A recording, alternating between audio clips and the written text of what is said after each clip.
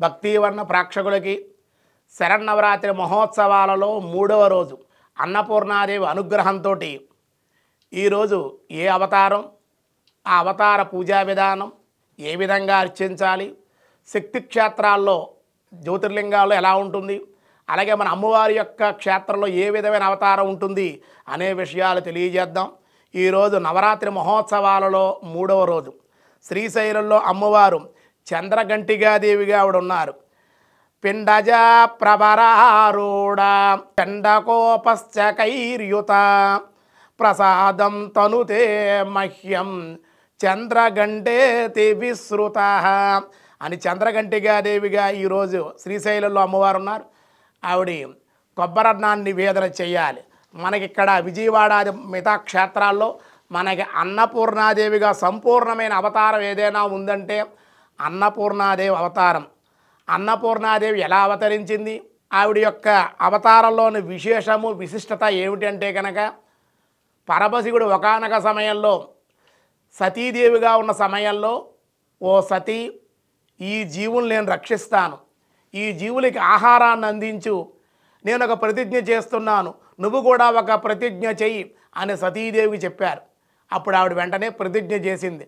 అప్పుడు వెంటనే ఆవిడ నిత్యానందకరీ వరాభయకరీ సౌందర్య రత్నాకరీ నిర్ధూతాగిల ఘోర పావనకరీ ప్రత్యక్ష మాహేశ్వరీ ప్రాళేయాం జలవంశ పావనకరీ కాశీపురాధీశ్వరీ భిక్షాం దేహి కృపావలంబనకరీ మాతా అన్నపూర్ణేశ్వరీ. ఆయన నేపాల్లో పశుపతినాథుగా, కాశీలో ఒక అంశాసంబోధం విశ్వేశ్వరుడుగా అవతరిస్తే కాశీ అధిష్టానురాలుగా అన్నపూర్ణాదేవి అవతరించింది. అన్నార్తులకి ఆకలి బాధలు లేకుండా చెయ్యి, జీవులు నేను రక్షిస్తాన పరమశివుడు చెప్పాడు కాబట్టి అమ్మవారు ఇప్పటికే కూడా ఆవిడ కాశీలో సంపూర్ణంగా ఏ విధమైన అన్నపానాదులకి లోటు లేకుండా అమ్మవారు అన్నదానం అనేటువంటి ఇద్దరే చేస్తారు. అన్నదానం అని రాస్తూ ఉంటారు చాలామంది, అనకూడదు అన్నమాట. అన్నదానం పరమాత్మ ఒకటే చేస్తాడు, రెండు అన్నపూర్ణాదేవే. వాళ్ళు చేసేవి అన్నదానం, మనం చేసేవి అన్న సమారాధన, అన్న సంతర్పణ, తదియారాధన. అంటే అన్నాన్ని ఆరాధనాపూర్వకంగా చేస్తున్నాం కాబట్టి అన్న సమారాధన అనాలి. అయితే అన్నపూర్ణాదేవి విశేషమైనటువంటి అమ్మవారు.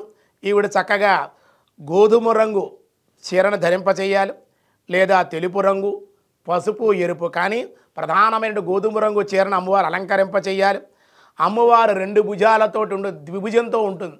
ఎడమ చేతిలో ఆవిడ అన్నపాత్రను పట్టుకుంటుంది, కుడి చేతితో రత్నమయమైనటువంటి గరిటితో ఉంటుందన్నమాట. అటువంటి అమ్మవారు పరమశివుడికే భిక్షగాడు లోక భిక్షువు. పరమశివుడికి ఇప్పుడు ఎందుకు పెడుతుంది అలాగా?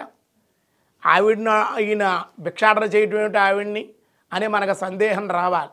ఎందుకు అలా చేస్తుందంటే పరమాత్మ పురుషుడు, స్త్రీలంతా కూడా ప్రకృతి జగన్మాత స్వరూపాలు కాబట్టి పరమాత్మ శక్తిని ప్రకృతికి ఇచ్చాడు. ప్రకృతి ఏం చేయాలి? కృతజ్ఞతాపూర్వకంగా మళ్ళీ పరమాత్మకి అందించాలి. అందుకే మన ఇళ్లల్లో కూడా అదే జరుగుతుందన్నమాట. భర్త సంపాదించుకొస్తే భార్య వండి పెడుతుంది. ప్రధానంగా ముందుగా భర్తకే పెడుతుంది. చిన్న చిన్న పిల్లలు కానీ పెద్దవాళ్ళు ఎవరన్నా వాళ్ళకి పెడుతుంది, కానీ ప్రధానంగా భర్తకే పెడుతుంది. ఎందుకు?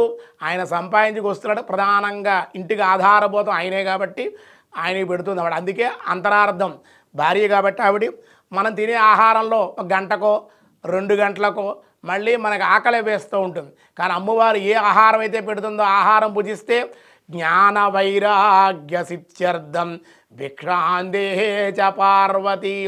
ఎవరైతే అన్నం పెడతారో, ఏ అన్నం అయితే తింటామో దానివల్ల మనకి జ్ఞాన వైరాగ్యం కలుగుతుంది, వైరాగ్య భావం, జ్ఞానం కలుగుతుంది, అజ్ఞానం తొలగిపోతుంది.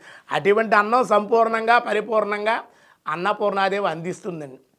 అన్నపూర్ణాదేవి ఈవేళ ఆ 2 భుజాలతో ఉంటుంది కాబట్టి విశేషంగా ఎరుపు తెలుపు కలువలతోటి, గులాబీలతోటి, జాజి మల్లి దవనము చామంతులతోటి విశేషంగా అమ్మవారిని ఆరాధన చేయాలి. అంతేకాకుండా అన్నపూర్ణ యొక్క సహస్రనామంతో కుంకుమార్చన, లేదా అన్నపూర్ణాదేవి అష్టోత్తరంతో అయినా సరే అమ్మవారు చక్కగా కుంకుమార్చన చేసుకోవాలి. ఉదయం సాయంత్రం కూడా. ఉదయం అమ్మవారికి ఇష్టమైనటువంటిది ఏమిటయ్యా అంటే పాయసాన్ని, దధ్యాన్నం అన్నారు, అంటే దద్దోజనాన్ని, పాయసాన్ని చక్క క్షీరాన్నం కానీ పాయసం కానీ అమ్మవారు నివేదన చేసి మహానైవేద్యం పెట్టాలి. అంటే అన్ని రకాల కూరలు అవన్నీ కూడా పెట్టి పులుసులు అవన్నీ పెట్టి అమ్మవారికి నివేదన చేసి అన్న సంతర్పణ ఈవేళ చేయాలన్నమాట. ఈ అన్నపూర్ణ అవతారం రోజునే 10 మందికి అన్నార్తులకి అన్నం పెట్టమన్నారు. అన్నపూర్ణాదేవి యొక్క విశేషం ఆ రోజు చేయవలసిన పని ఇదే. చాలామంది అడుగుతూ ఉంటారు. కాబట్టి అన్నపూర్ణాది అవతారం రోజునే అన్న సంతర్పణ చేయండి. తర్వాత ఎన్నిసార్లు చేసినా ఈ అన్నపూర్ణాది అవతారం రోజున కనుక అన్న సంతర్పణ చేస్తే అన్నార్తులకి అన్నం పెడితే అన్నపూర్ణాదేవి చాలా సంతోషపడుతుంది.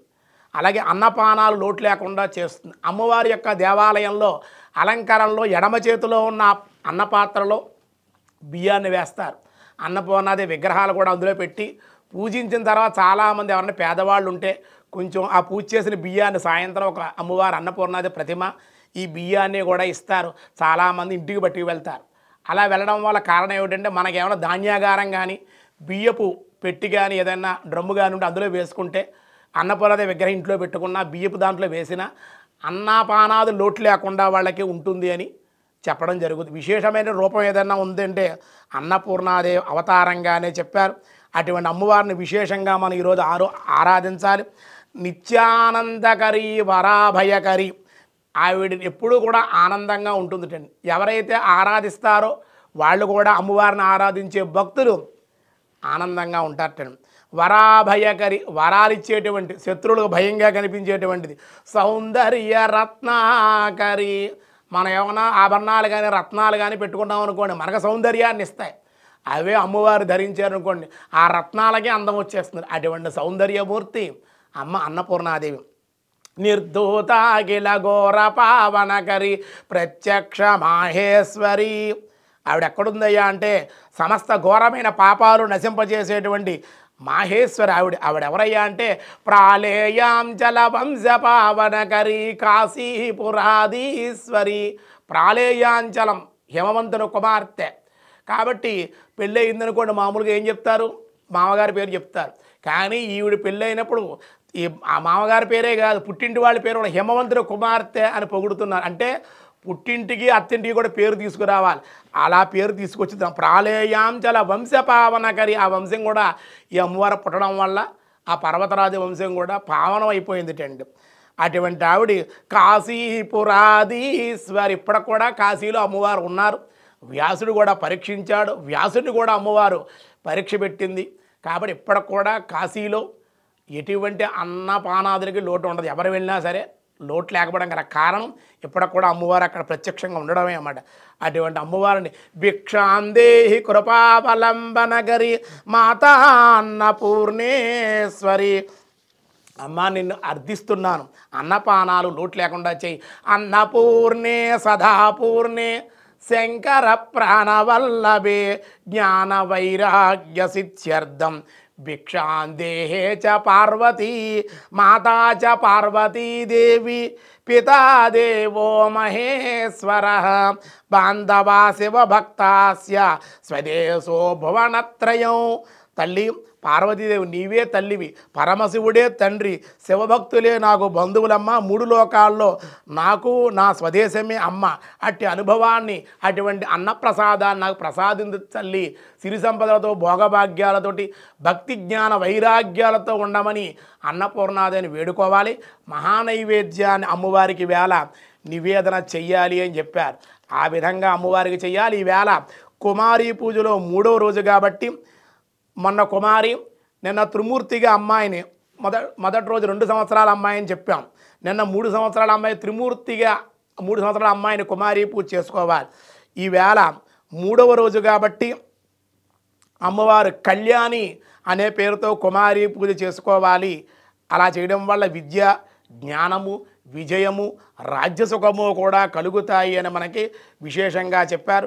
అటువంటి అన్నపూర్ణాదేవి యొక్క సంపూర్ణమైన అవతారాన్ని దర్శించడం, అమ్మవారిని కుంకుమార్చన చేసుకోవడం, ఈ ప్రసాదాలు ఇన్ని చేయలేకపోతే ఉదయం ఒక ప్రసాదం సాయంత్రం ఒక ప్రసాదం 2 పూట్ల కూడా అర్చన చేయాలి. నవరాత్రులు అంటే రాత్రి పూజ చాలా విశేషమైన. రాత్రి రూపే మహాదేవి అమ్మవారు రాత్రి స్వరూపిణి కనుక ఈ విధంగా ఆరాధన చేసి అర్చించాలి అనే భక్తి వన ద్వారా అన్నపూర్ణాదేవి యొక్క విశిష్టత అంతా కూడా మీ అందరికీ తెలియజేయడం జరుగుతోంది. ఆ అన్నపూర్ణాదేవి అనుగ్రహం అందరికీ కలగాలని మనస్ఫూర్తిగా కోరుకుంటూ ఉన్నాం.